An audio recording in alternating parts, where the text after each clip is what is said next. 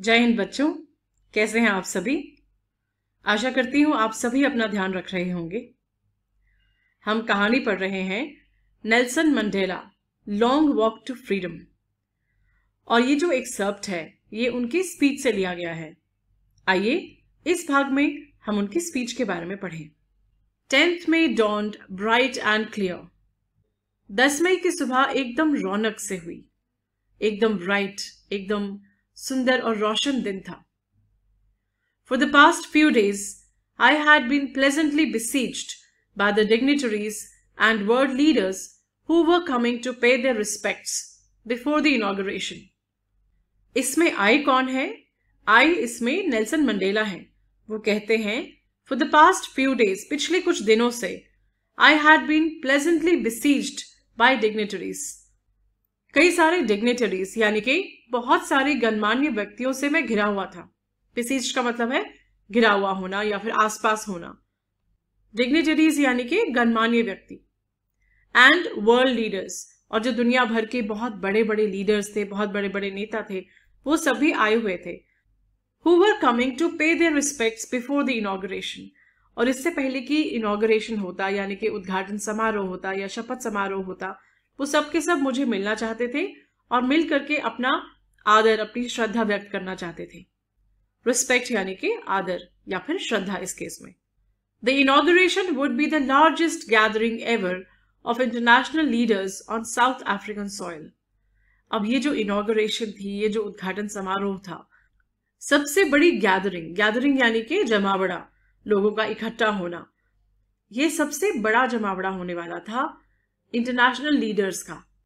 इतनी बड़ी संख्या में जो अंतर्राष्ट्रीय नेता हैं पहली बार दक्षिण अफ्रीका की धरती पे आने वाले थे। तो ये बहुत ही बड़ा मौका था, ये बहुत ही बड़ा समय था। The ceremonies took place in the lovely sandstone amphitheater formed by the Union Buildings in Pretoria। जो सेरेमनीज हैं यानी कि जो भी कार्यक्रम है वो लवली सैंडस्टोन एम्फीथिएटर। सैंडस्टोन क्या होता है? वो लाल से रंग का पत्थर होता है या फिर गुलाबी से रंग का पत्थर होता है। उसका जो एम्फीथिएटर था, एम्फीथिएटर यानी कि एम्फीथिएटर शब्द का मतलब वैसे तो अखाड़ा है, लेकिन यहाँ पे हम अखाड़ा की बात नहीं कर रहे हैं। यहाँ पे हम बात कर रहे हैं एक ऐसी जगह की, एक ऐसे बिल्डिंग की जहां पे चारों ओर लोगों के बैठने की व्यवस्था है और बीच में स्टेज भी है।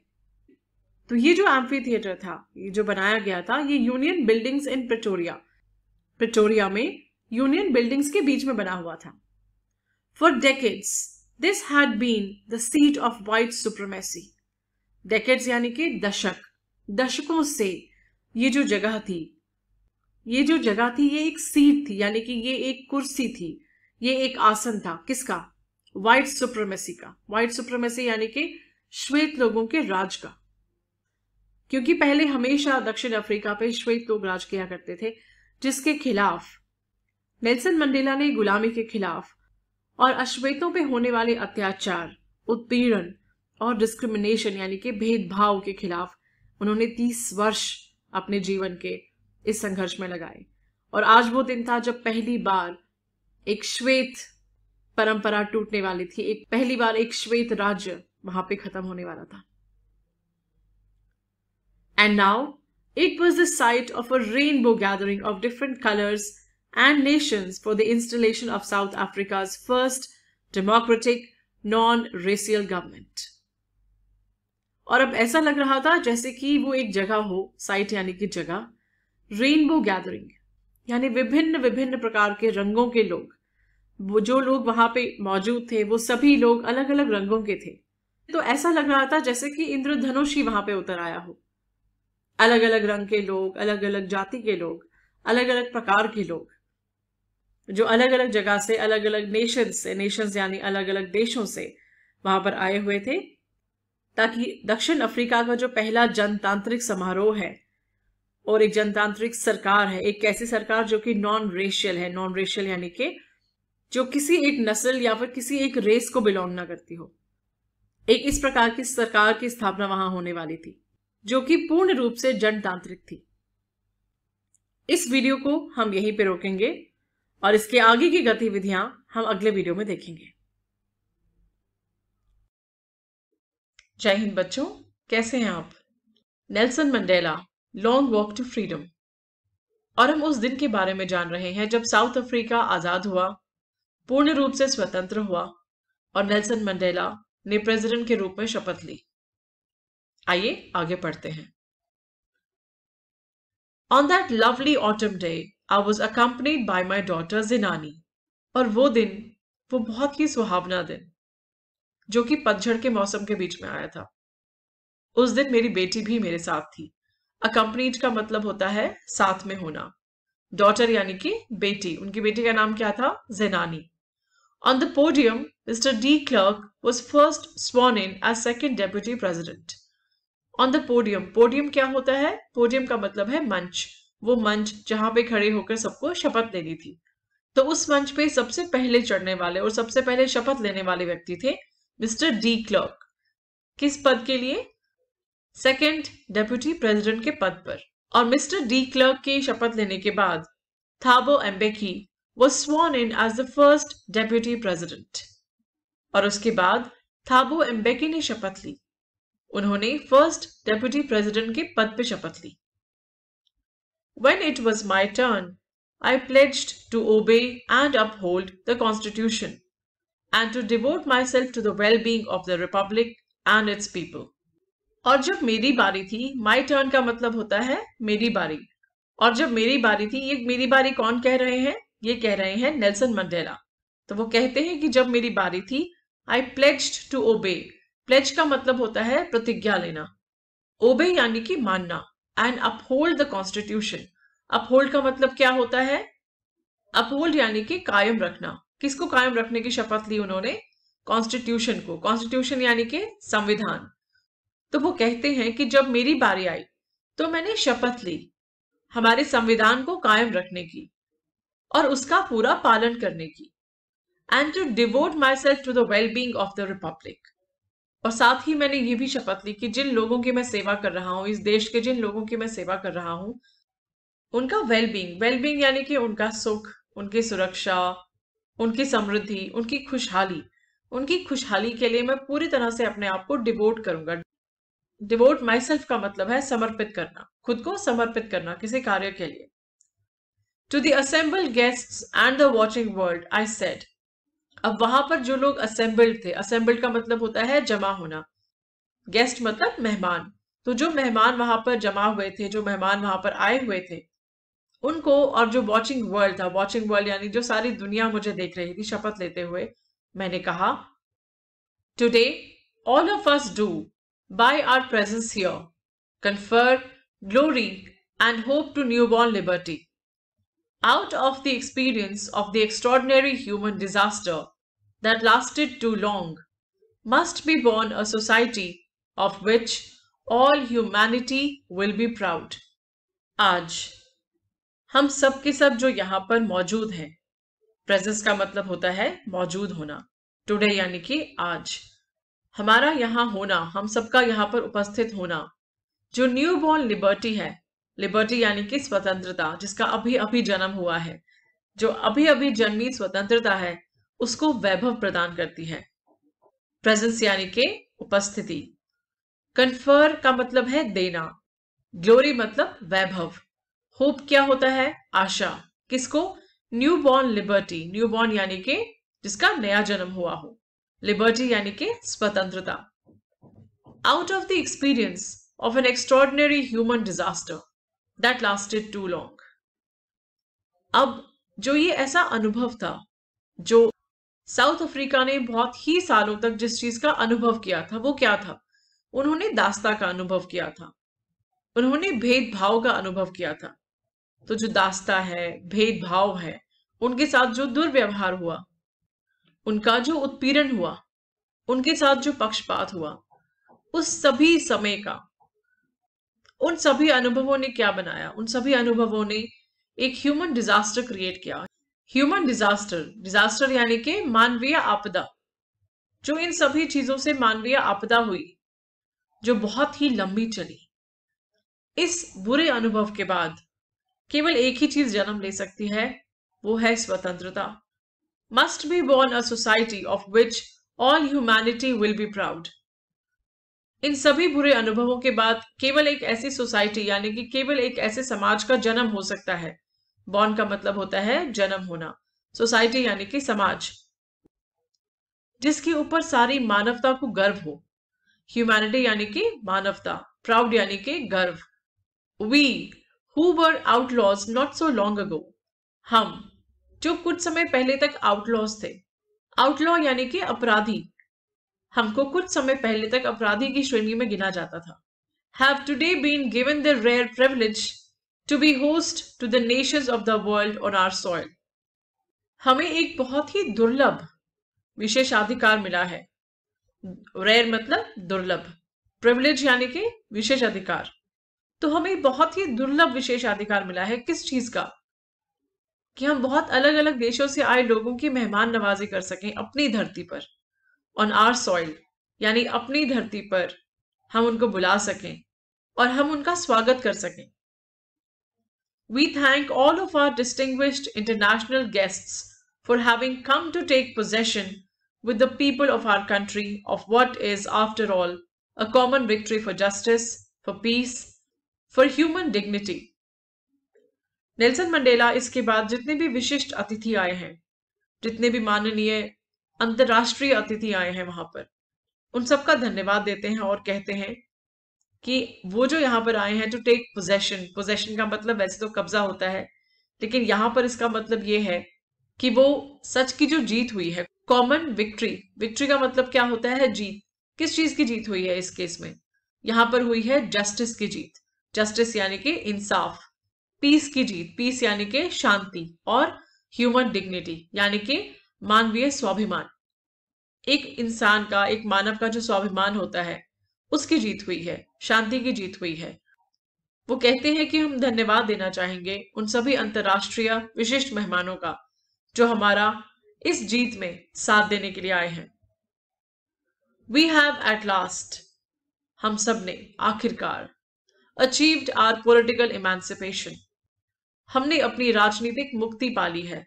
achieved का मतलब होता है पाना, political यानी कि राजनैतिक, emancipation का मतलब है मुक्ति।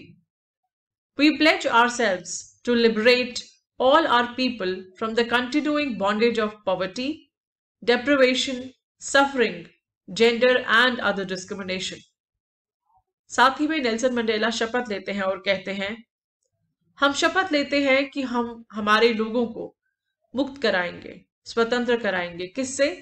कंटिन्यूइंग यानी कि लगातार चलने वाले बॉन्डेज ऑफ पॉवर्टी। बॉन्डेज क्या होता है? बॉन्डेज का मतलब दास्ता, जो दास्ता लगातार चल रही थी। किस चीज के दास थे वो लोग? पॉवर्टी के। पॉवर्टी यानी कि गरीबी।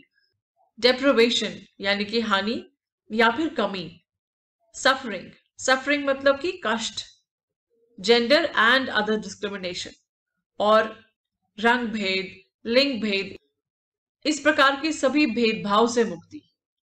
Never, never and never again shall it be that this beautiful land will again experience the oppression of one by another. और फिर नेल्सन मंडेला बहुत ही सख्त शब्दों में कहते हैं, कभी नहीं, कभी भी नहीं ऐसा होगा कि ये जो सुंदर धरती है दोबारा कभी भी एक व्यक्ति के दूसरे व्यक्ति के ऊपर ऑपरेशन को सहेगी, एक मानव के दूसरे मानव के ऊपर होने वाले उत्पीड़न को सहेगी। नेवर यानी कि कभी नहीं, अगेन यानी दोबारा, दोबारा कभी नहीं। ब्यूटीफुल लैंड मतलब सुंदर धरती। एक्सपीरियंस यानी कि अनुभव। ऑपरेशन क्या होता है? उत्पीड़न। किसका? एक व्यक्ति का दूसरे व्यक्ति के ऊपर। साउथ अफ्रीका में उत्पीड़न ही तो था, जब रंग भेद के कारण श्वेत त्वचा वाले लोग अश्वेत त्वचा वाले लोगों के ऊपर उत्पीड़न कर रहे थे, उन्हें दबा रहे थे, उन्हें गुलाम बना रहे थे। The sun shall never set on so glorious a human achievement. Let freedom reign. God bless Africa.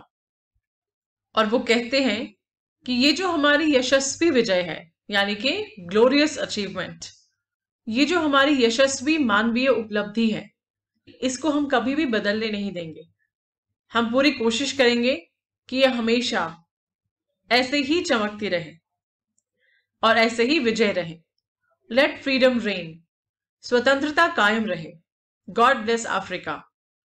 Ishwar Africa पर अपनी कृपा बनाए रखें।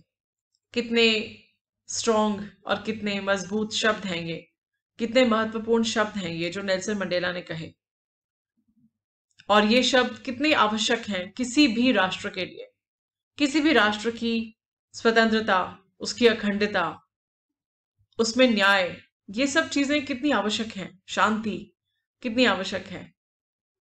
और हम सभी को, भले ही हम राष्ट्र के नेता हों या फिर हम राष्ट्र के बच्चे हों या फिर राष्ट्र निर्माण में लगने वाले कल के युवा, हम सभी को यही कोशिश करनी चाहिए, यही प्रयत्न करना चाहिए कि स्वतंत्रता हमेशा कायम रहे। इस वीडियो को अब हम यहीं रोकते हैं। अगले वीडियो में हम आगे देखेंगे क्या हुआ। धन्यवाद। जय हिंद बच्चों, कैसे हैं आप? Nelson Mandela long walk to freedom chapter को आगे बढ़ाते हैं। और इसके पहले कि मैं ये पैराग्राफ आपको पढ़ के समझाऊं, मैं आपसे पूछना चाहूंगी कि क्या आपने हमारे देश की 26 जनवरी को होने वाली गणतंत्र दिवस की परेड देखी है? कितनी अद्भुत झांकी होती है, कितना अच्छा लगता है जब सारे सैनिक कतार में मार्च करते हुए जाते हैं। उसके बाद हमारे देश के अस्त्र शस्त्र, वो सभी के सभी कैसे सजे हुए सामने से गुजरते हैं। कितनी मनोरम झांकियां होती हैं। और साथ ही यदि आप आकाश की ओर देखें तो आकाश में कैसे कतार में वायुयान दिखाई देते हैं और कई बार वो अलग अलग आकृति बनाते हैं, कई सारे हवा में गोते लगाते हैं। ये दृश्य देखकर कितना अच्छा लगता है। न सिर्फ अपने देश पर गर्व महसूस होता है, किंतु इस बात से प्रसन्नता भी होती है कि हमारा देश स्वतंत्र है। अब ये दृश्य मैंने आपको क्यों याद कराया? क्योंकि ये जो पैराग्राफ हम पढ़ने वाले हैं इसमें ऐसा ही कुछ दृश्य है और मैं चाहूंगी कि आप इसको मेरे साथ कल्पना करें जैसे जैसे मैं आपको समझाते जाऊं। A few moments later, कुछ पलों के बाद, we all lifted our eyes in awe as a spectacular array of South African jets, helicopters, and troop carriers roared in perfect formation over the Union buildings. कुछ पलों के बाद हमने अपनी आंखें ऊपर की ओर उठाई, आकाश की ओर, और हमने बहुत ही विस्मय से देखा एक बहुत ही भव्य, आरे का मतलब होता है लाइन या फिर कतार, एक बहुत ही भव्य कतार थी साउथ अफ्रीकन जेट्स की। जेट्स यानी कि जेट हवाई जहाज जो होते हैं, हेलीकॉप्टर्स की और ट्रूप कैरियर्स। ट्रूप कैरियर का मतलब क्या होता है? वो वायुयान जो सैनिकों को लेके जाते हैं। Road in perfect formation, road का मतलब है उनकी गर्जना, उनकी गर्जना की जो आवाज हुई, जब विमान उड़ान भरता है तो उसकी गर्जना होती है, वैसे ही गर्जना आकाश में सुनाई दे रही थी। परफेक्ट फॉर्मेशन, फॉर्मेशन का मतलब है आकृति जो वो बनाते हैं यूनियन बिल्डिंग्स के ऊपर। It was not only a display of pinpoint precision and military force but a demonstration of the military's loyalty to democracy. अब ये जो डिस्प्ले था, यानी कि इनका ये जो परफॉर्मेंस था, ये दो चीजें जताता था। पहली चीज तो ये कि ये केवल एक pin point precision, pin point precision का मतलब क्या होता है? एकदम सटीक, ये सटीकता का प्रतीक है। और मिलिट्री फोर्स का प्रतीक भी, यानी कि जो सेना है, सेना की शक्ति की बात होती है, ये सेना की शक्ति का प्रदर्शन है और सेना की शक्ति का सटीक प्रदर्शन है। और ये केवल सेना की शक्ति का प्रदर्शन नहीं था, ये एक ऐसा डेमोन्स्ट्रेशन भी था, ये एक ऐसा प्रदर्शन भी था जो ये बताता है कि जो मिलिट्री है, जो आर्मी है, अब उसकी लॉयल्टी डेमोक्रेसी के प्रति है। लॉयल्टी का मतलब होता है वफादारी, किसके प्रति? डेमोक्रेसी यानी कि जनतंत्र के प्रति। क्योंकि पहले ये साउथ अफ्रीका गुलाम देश था, जो उसकी मिलिट्री थी, जो उसकी आर्मी थी, जो उसकी सेना थी, उसकी वफादारी जनतंत्र के प्रति नहीं थी। तो अब ये भी दर्शाता है कि उसकी जो निष्ठा है अब वो जनतंत्र के प्रति है। To a new government that has been freely and fairly elected, और उनकी निष्ठा एक नई सरकार की तरफ है। न्यू गवर्नमेंट का मतलब होता है नई सरकार।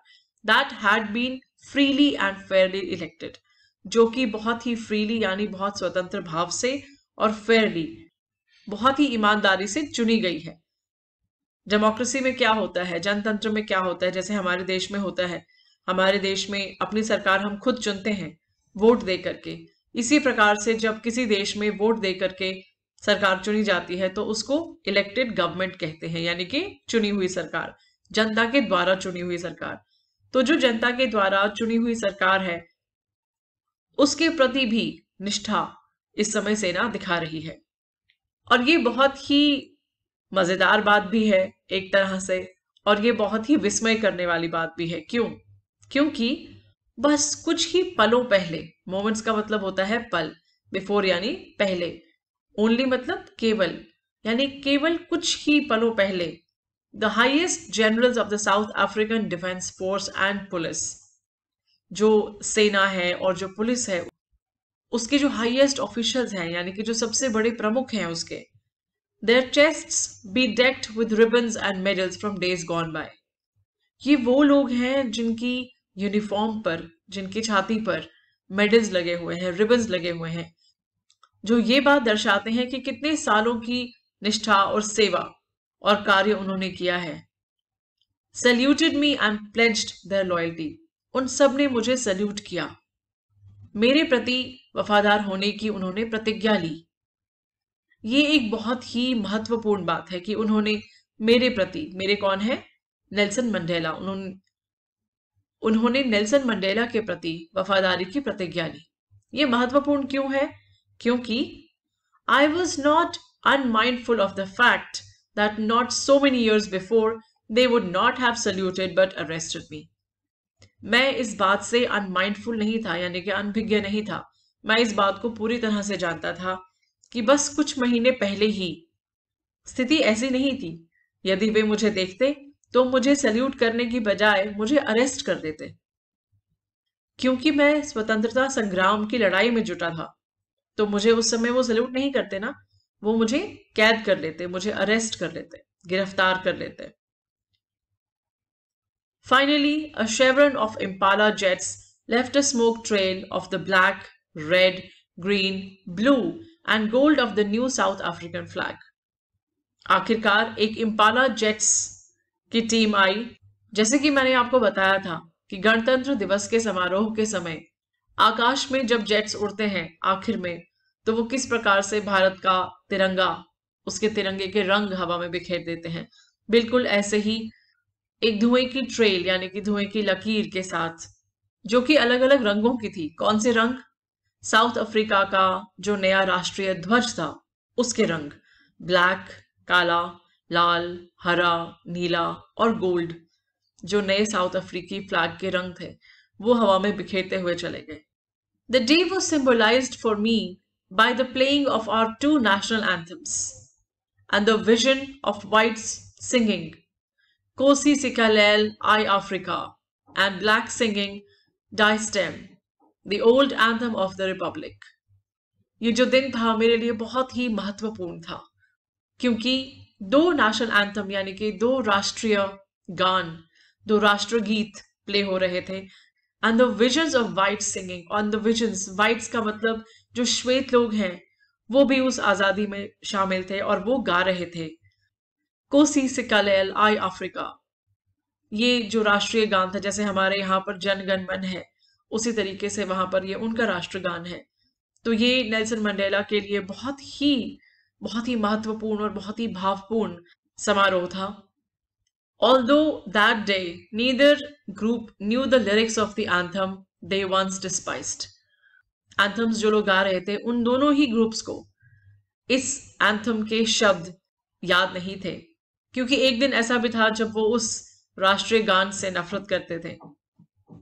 लेकिन they would soon know the words by heart. लेकिन अब इन राष्ट्रीय गानों का एक एक शब्द वो दिल से याद कर लेंगे, वो मन से याद कर लेंगे, मुंह जबानी याद कर लेंगे। तो इतिहास में इस प्रकार की घटना बहुत ही महत्वपूर्ण है, जब एक ऐसा व्यक्ति जिसने अपना पूरा का पूरा जीवन देश के लिए समर्पित कर दिया हो और वो उस देश को स्वतंत्र कराने में सफल हुआ हो, और उसके सामने राष्ट्रीय गान बज रहे हों और साथ में नया ध्वज जिसके रंग आकाश में बिखरे हुए हों, इससे अधिक भावपूर्ण कोई बात नहीं हो सकती। विजय का उल्लास इससे बड़ा कोई नहीं हो सकता। और इन भावपूर्ण क्षणों के साथ ये वीडियो मैं यहीं पे रोकती हूँ। अगले वीडियो में हम देखेंगे कि नेल्सन मंडेला और क्या सोच रहे थे, वे और क्या महसूस कर रहे थे। धन्यवाद। जय हिंद बच्चों, हम चैप्टर पढ़ रहे हैं Nelson Mandela long walk to freedom. आइए चैप्टर आगे पढ़ें और जानें नेल्सन मंडेला के विचार उस दिन कैसे थे, वो कैसा महसूस कर रहे थे। On the day of the inauguration, I was overwhelmed with a sense of history. जो उद्घाटन का दिन था, ये जो शपथ ग्रहण का दिन था, उस दिन मैं बहुत ही भाव विभोर हो रहा था। किससे? With a sense of history. मैं इतिहास के बारे में सोच रहा था, जिस इतिहास से मैं गुजर के आया हूं और जो इतिहास आज के दिन लिखा जाएगा। In the first decade of the 20th century, 20वीं शताब्दी के पहले दशक में, डेकेड क्या होता है? दशक। 20th सेंचुरी यानी कि 20वीं शताब्दी, सेंचुरी मतलब 100 वर्ष या फिर एक शताब्दी। A few years after the bitter Anglo-Boer War and after my own birth, the white-skinned peoples of South Africa patched up their differences and erected a system of racial domination against the dark-skinned people of their own land. ये एक ऐसा समय था जिस समय Anglo bore war हुआ था, यानी कि एक युद्ध हुआ था जो बहुत ही बिटर था, यानी कि बहुत ही बुरा था। युद्ध तो खैर कभी भी अच्छे नहीं होते, ये वाला युद्ध भी अच्छा नहीं था। उस युद्ध के कुछ सालों बाद, and before my own birth, और मेरे जन्म के कुछ समय पहले, the white skin people of south Africa patched up there differences, जो श्वेत लोग थे, जो श्वेत त्वचा वाले लोग थे। वाइट स्किन पीपल का मतलब है श्वेत त्वचा वाले लोग। जो श्वेत लोग थे, जो श्वेत त्वचा वाले लोग थे साउथ अफ्रीका के, उन्होंने अपने डिफरेंसेस, यानी कि उनमें आपस में जो भी मनमुटाव था, वो मनमुटाव उन्होंने दूर किया। पैच्ड अप देयर डिफरेंसेस का मतलब है अपने मनमुटाव दूर किए। And erected a system of racial domination, और उन्होंने एक ऐसा सिस्टम, एक ऐसी प्रणाली की स्थापना की जो कि रेशियल डोमिनेशन पे आधारित थी। रेशियल डोमिनेशन का मतलब है रंग भेद के आधार पे किए जाने वाला प्रभुत्व। किसके खिलाफ था ये? Against the dark skinned people of their own land, उनके खुद के देश में जो अश्वेत लोग थे, उन्हीं के डोमिनेशन, यानी कि उन्हीं के दमन के कारण इन्होंने ये सिस्टम शुरू किया। इसको थोड़ा सा और सरल भाषा में कहूं तो, कई साल पहले जो श्वेत लोग थे साउथ अफ्रीका में, जिनमें आपस में मनमुटाव था, वो सब लड़ाई खत्म करके, आपस में मनमुटाव दूर करके, वो सब मिलके बैठे और बैठ करके उन्होंने तय किया कि हम एक ऐसी प्रणाली की स्थापना करेंगे, एक ऐसे तरीके की, एक ऐसे सिस्टम की स्थापना करेंगे जिसे अपार्थाइड बोलते हैं, जिसमें जो अश्वेत लोग हैं उनके ऊपर हम दमन कर पाए। और ये अश्वेत लोग कौन थे? ये किसी दूसरे देश के या किसी और दूसरी जगह के नहीं थे, ये उसी देश के थे, ये साउथ अफ्रीका के ही लोग थे। तो उन्होंने, तो श्वेत त्वचा वाले लोगों ने ये तय किया कि हम अपने खुद के देश के ही अश्वेत त्वचा वाले लोगों के ऊपर राज करेंगे। तो ये एक सिस्टम शुरू हुआ। The structure they created formed the basis of one of the harshest, most inhumane societies the world has ever known. और जो स्ट्रक्चर उन्होंने खड़ा किया, यानी कि जो तंत्र उन्होंने बनाया, क्रिएटेड का मतलब है बनाना, formed the basis of one of the harshest, वो दुनिया के, पूरी दुनिया में इससे अधिक हार्श, हार्श का मतलब है कठोर, निर्दयी, इनह्यूमन यानी कि अमानवीय, यानी इससे अधिक अमानवीय समाज या फिर इससे अधिक कठोर, निष्ठुर समाज दुनिया में और कहीं पर भी नहीं था।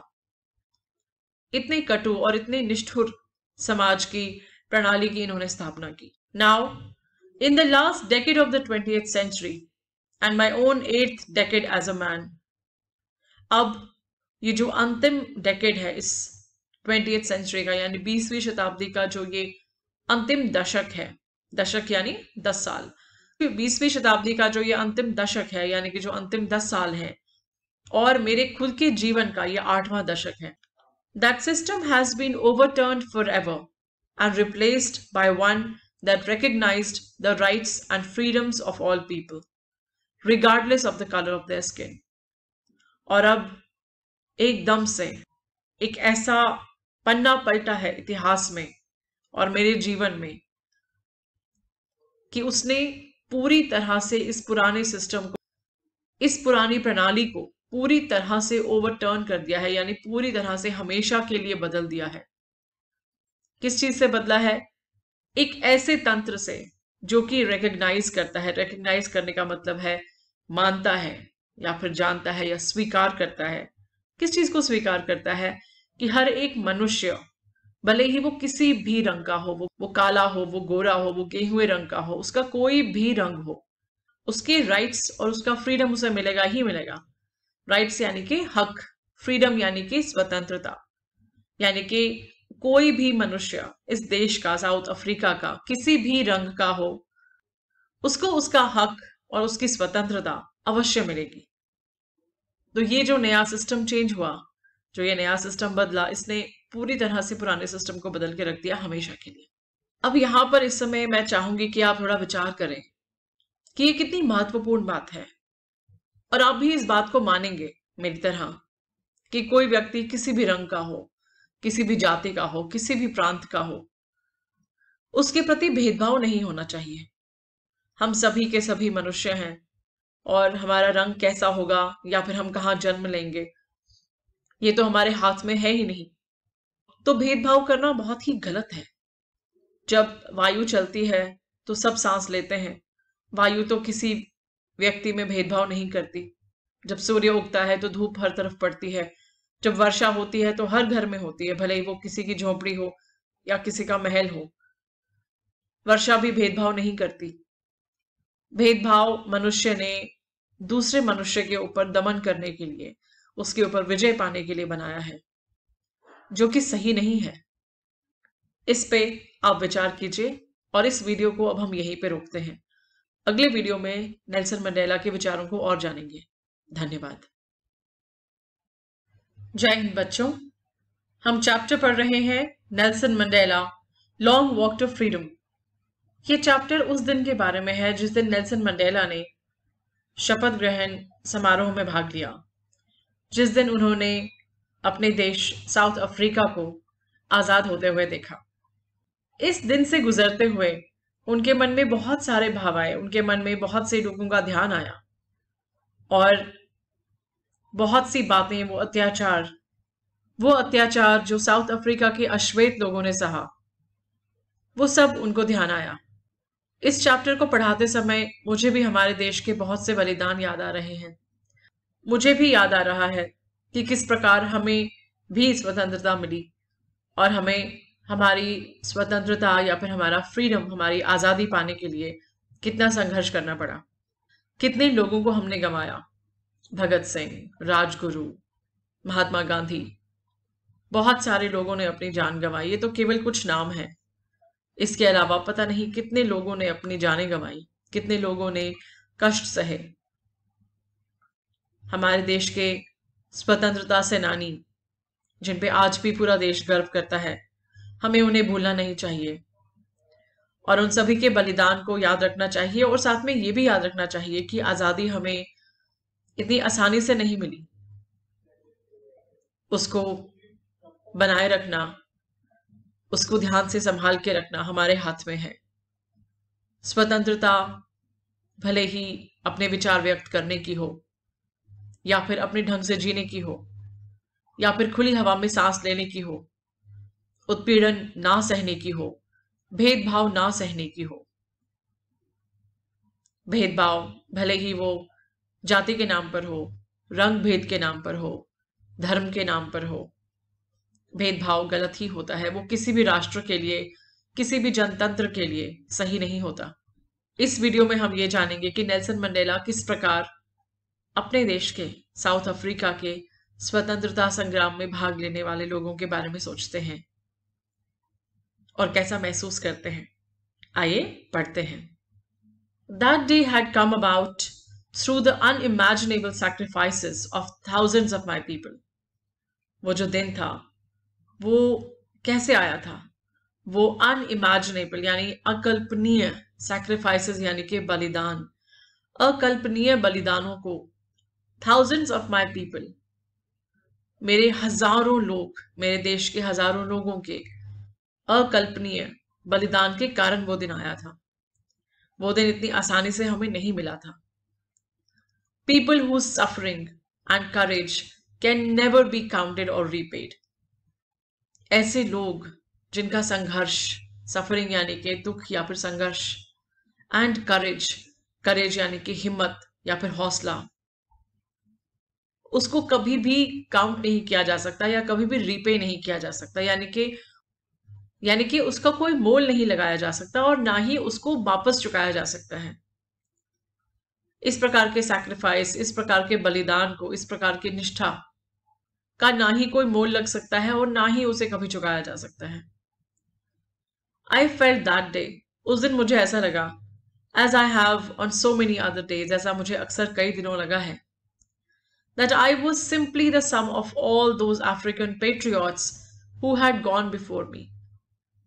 कि मैं केवल एक सम्मिश्रण हूं उन सभी अफ्रीकी पेट्रियट्स का. पेट्रियट्स का मतलब होता है स्वतंत्रता सेनानी, जो मेरे पहले गुजर चुके हैं या मेरे पहले जा चुके हैं. गॉन का मतलब जा चुके हैं, बिफोर यानी कि पहले. That long and noble line ended, वो बहुत ही लंबी जो कतार थी उन लोगों की. लॉन्ग यानी कि लंबी, नोबल यानी कि बहुत ही सम्माननीय और बहुत ही अच्छी जो कतार थी अच्छे लोगों की. एंडेड, वो समाप्त हो चुकी है. And now began again with me, और अब दोबारा मेरे साथ शुरू हो गई. I was pained that I was not able to thank them. मुझे बहुत कष्ट हुआ ये सोच करके कि मैं उन्हें धन्यवाद भी नहीं कह पाया. कम से कम मैं उनका धन्यवाद तो दे पाता. And that they were not able to see what their sacrifices had wrought. मुझे इस बात का भी दुख है कि वो ये देखने के लिए जीवित ही नहीं बचे कि उनके बलिदान के बदले में हमें क्या मिला. उनका जो बलिदान था वो व्यर्थ नहीं गया. उनके बलिदान के बदले में हमें स्वतंत्रता मिली. ये देखने के लिए वो आज जीवित नहीं है. मुझे ये सोच करके भी बहुत कष्ट होता है. The policy of apartheid created a deep and lasting wound in my country and my people. ये जो अपार्थाइड की पॉलिसी थी, यानी कि जो ये रंग भेद की नीति थी, अपार्थाइड यानी कि रंग भेद, पॉलिसी मतलब नीति, जो ये रंग भेद की नीति थी, इसने एक बहुत ही गहरा और बहुत ही लंबे समय तक चलने वाला वूंड यानी कि घाव मेरे देश में और मेरे लोगों को दिया है. वूंड का मतलब होता है घाव. All of us will spend many years, हम सभी के सभी बहुत सारे साल गुजारेंगे. If not generations, शायद पीढ़ियां नहीं, generations मतलब पीढ़ियां, शायद पीढ़ियां नहीं लेकिन बहुत सारे साल गुजारेंगे. Recovering from that profound hurt, वो जो बहुत ही गहरा घाव है, वो जो बहुत गहरा दुख है, उससे उबरने में हमें शायद सालों लग जाए. But the decades of oppression and brutality had another unintended effect. लेकिन जो ये दशक थे, बहुत सारे दशक ऑपरेशन के, यानी कि इस दमन और क्रूर व्यवहार का एक दूसरा, another मतलब दूसरा, unintended, unintended मतलब जो सोचा ना हो, जो कि निश्चित ना किया हो, एक ऐसा unintended effect, यानी कि एक और असर हुआ इसका. एक असर तो ये हुआ कि लोगों के मन में बहुत गहरा घाव पहुंचा, मगर इसके अलावा एक और असर हुआ. वो क्या था? And that was that it produced the Oliver Tambos, the Walter Sissolis, the Chief Luthulus, the Yusuf Dadus, the Bram Fishers, and Robert Soboquis of our time. इसका असर ये हुआ कि इतने मुश्किल समय ने कुछ ऐसे लोग पैदा किए, कुछ ऐसे लोगों को जन्म दिया जो हमेशा याद किए जाएंगे, जैसे कि ओलिवर तांबो, ये देखिए, वॉल्टर सिसोलू, चीफ लिथुली, यूसुफ दादू, ब्रैम फिशर, रॉबर्ट सुबुक्वी. ये कुछ ऐसे लोग थे जिन्होंने इस संघर्ष में अपनी जान भी दे दी. जैसे कि मैंने आपको बताया था कि हमारे देश में भी कितने लोग हुए हैं, उसी प्रकार से ये लोग ऐसे गिने चुने लोग हैं जिनको हमेशा याद किया जाएगा इतिहास के पन्नों में. Men of such extraordinary courage, wisdom and generosity. ये कुछ ऐसे लोग हुए जिनमें एक्स्ट्रॉर्डिनरी यानी कि एकदम अद्भुत करेज था। करेज यानी कि बहादुरी या फिर वीरता या फिर हिम्मत या फिर हौसला। विजडम यानी समझदारी थी।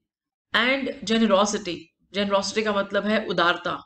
उनकी हृदय इतने उदार थे that their like may never be known again, कि शायद उस प्रकार के लोग दोबारा जन्म ही नहीं लेंगे।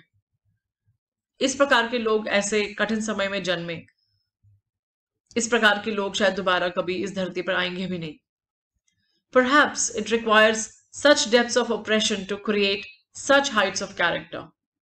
शायद ओप्रेशन की इतनी अधिक गहराई यानी कि उत्पीड़न की इतनी अधिक गहराई के कारण ही इतनी अधिक कैरेक्टर की ऊंचाई यानी कि चरित्र की ऊंचाई आई। क्योंकि जब बहुत अधिक दमन किया जाए किसी चीज को तो वो और ज्यादा जोर से बाहर निकलती है और ज्यादा जोश से बाहर निकलती है। शायद उत्पीड़न इतना अधिक था कि उस उत्पीड़न से निपटने के लिए इन लोगों को और इस तरह के कई लोगों को अपनी हिम्मत बटोरनी पड़ी और हिम्मत बटोर करके उस उत्पीड़न के खिलाफ खड़ा होना पड़ा। My country is rich in minerals and gems that lie beneath its soil. मेरा जो देश है वो मिनरल्स यानी कि खनिज में एंड जेम्स, जेम्स यानी कि हीरे जवाहरात, जेम्स यानी कि हीरा जवाहरात। तो खनिज में, हीरे जवाहरातों में काफी रिच है यानी कि उसमें बहुतियात है जो कि उसकी मिट्टी के नीचे दबे हुए हैं। लाई बीनीथ का मतलब है नीचे दबे होना, मिट्टी के नीचे होना। But I have always known that its greatest wealth is its people. लेकिन मुझे हमेशा से मालूम है कि मेरे देश का सबसे बड़ा वेल्थ यानी कि मेरे देश की सबसे बड़ी पूंजी उसके लोग हैं। Finer and truer than the purest diamonds. वो सबसे अधिक प्योर, सबसे अधिक हाई क्वालिटी हीरो से भी ज्यादा सच्चे हैं और अच्छे हैं। तो नेल्सन मंडेला यहाँ पर अपने देश के लोगों के बारे में बात करते हैं और उन लोगों को याद करते हैं जिन्होंने स्वतंत्रता संग्राम में अपनी जान दी। उन लोगों के संघर्ष को याद करते हैं जो उनसे पहले आए और वो कहते हैं कि मेरे देश ने ऐसे लोग बनाए जो कि हीरे जवाहरात कहीं अच्छे हैं। अब इस वीडियो को मैं यहीं पे रोकना चाहूंगी, अगले वीडियो में हम आगे पढ़ेंगे। मगर मैं साथ में ये भी चाहती हूँ कि आप भी इस वीडियो को सुनने के बाद ना सिर्फ इसको सीखें, ना सिर्फ इसको याद रखें, लेकिन आप इससे कुछ सीखें भी और इस पे विचार अवश्य करें कि हमारे देश के लोग कैसे हैं। हमारे देश में क्या आप ऐसा कह सकते हैं कि हमारे देश के लोग हीरे जवाहरातों से भी कहीं बढ़कर हैं? यदि है तो बहुत अच्छा। क्या आप ऐसे लोगों को जानते हैं? और यदि नहीं है तो ऐसा क्या करना चाहिए जिसके कारण हम भी ऐसा महसूस कर सकें कि हमारे देश के लोग हीरो से भी कहीं अधिक बहुमूल्य हैं? इस पे अवश्य विचार कीजिएगा। अगले वीडियो में फिर मिलते हैं। धन्यवाद। अपने पाठ के बाकी वीडियोस देखने के लिए गूगल प्ले स्टोर से मोबाइल एप्लीकेशन डाउनलोड कीजिए विद्यासार। आप चाहें तो हमारी वेबसाइट पर भी जा सकते हैं www.vidyasar.com। यहाँ पर आपको केवल अंग्रेजी के नहीं, विज्ञान और गणित के वीडियोस भी देखने को मिलेंगे। तो फिर बाकी वीडियोस के लिए मोबाइल एप्लीकेशन पर मिलते हैं।